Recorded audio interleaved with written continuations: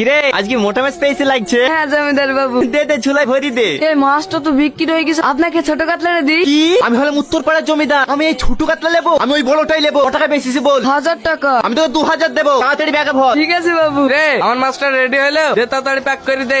উত্তরপাড়া জমিদার বাবু 2000 টাকা দেবে বলছো তো? আমাদের টাকা কি কম আছে নাকি? আমি 4000 দেবো। আমি 8000 দেবো। ঠিক আছে জমিদার বাবু। কি ঠিক আছে? আমি 16000 দেবো। আপনি 32,000। জমিদার বাবু আপনার 65000 তো? না না, ও মাছ আমি আর লেবো না। এদের যাচ্ছ এই মাছ লেগে খাইলেও সারাদিন বাথরুমে বসে থাকতে হবে। হ্যাঁ এলেন জমিদার বাবু। না না, আমি ওখানে নজর লাগে মাছ খাইনি। এই চ। কি ব্যাপার জমিদার বাবু, আপনি আমাদের বাড়িতে? একটু ওইদিকে চলো, তোমার সাথে আমার পার্সোনাল কথা আছে। না বলেন এখানে বলেন না। উত্তরপাড়া জমিদার বাবু আমার মেয়েকে দেখতে এসে তো। এই শোন, আমার যে জিনিসটা পছন্দ হয় সেই জিনিসটা আগে নিয়ে লিখে চল যাও। তোর ঘৃণা লাগে না?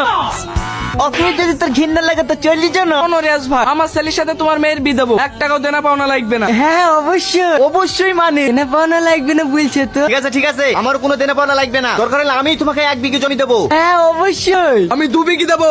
অবশ্যই আমি 4 বিঘি দেবো। অবশ্যই আমি 8 বিঘি দেবো। হ্যাঁ, অবশ্যই আমি 20 বিঘি দেবো। হ্যাঁ, অবশ্যই। কত বিঘি উঠলো? আপনি তো আমার কথা শুনলেনই না, তার আগেই অজ্ঞান হয়ে গেলেন। আমি 40 বিঘি দেবো। হ্যাঁ? ওগো তুমি তো বিদা বদব করে লাফাইছো, এই বিদা পরে মদ আছে কিনা সেটা তো আগে দেখবা। ছেলে কোনটা? ছেলে কিনে নাই মা, ছেলে বিদেশে পড়াশোনা করছে। ঠিক আছে আমি আগে ছেলে দেখবো, তারপর আমার যাকে পছন্দ হবে তাকে বিয়ে করবো। আচ্ছা ঠিক আছে, কালকে নিয়ে আসছি। বাবুকে ফোন লাগা। কুইন্টাল রেল হয়ে বারবার হরন মারছে। এই ওটো দাঁড়া। এই বাবু না, ফোন দক্ষিণ পাড়ার জমিদার যে গাড়িতে গেল তার থেকে বড় গাড়ি ভাড়া গেলে আইগা। ঠিক আছে কর্তা। কি লেগেছিল তো? ঠিক আছে দাঁড়া। এই কালু, হ্যাঁ বলেন কর্তা। বাড়ি তোর গিন্নিমাকে খবর দি, শফিক রাস্তায় দাঁড়িয়ে আছে, খাবার নিয়ে আসতে। ঠিক আছে কর্তা। আয় এই মতো বস। তোমরা কি বলো দিনি মা, রাস্তার উপরে এইভাবে খাওয়া যায়? রাস্তার উপরে খাবি কেন? ভালো পার্টি পেরেছি। এই গিন্নাটি একটু বড় হয়েছে নি, এদের এই চাষের মধ্যে পাল্লা দেওয়ার লেগে আমাকে যা কি কি করতে হবে। কর্তা ওদের থেকে বড় গাড়ি আসলে চলে এসছি। খুব ভালো করিস, এখানে আসে শোনো। বলেন কর্তা। পুর হো। আমি এই গাড়ি আসতে বলেছি, জাহাজ হার লে আইগা। বের কর আমার রাজপুত্র ছেলেকে বের কর।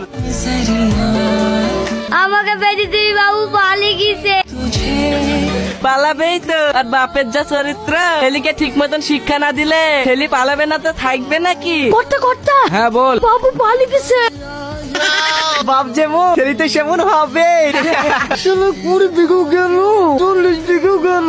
কি ছেলে বসেন আপনারা? বিয়ে দিন অন্য মেশিন পালি যায়। আমাকে দেখে আপনাদের মতো আমার জমি জায়গা না থাকতে পারে, কিন্তু চরিত্র ঠিক আছে। আপনাদের ছেলের মতো আমার মেয়ে চরিত্রহীন না যে অন্য ছেলের সাথে পালি যাবে। কি হলো, আমার শরীর খারাপ হচ্ছে, ডাক্তার দেখবো? না না আব্বা ডাকতে হবে না, তুমি নানা হতে চলেছো।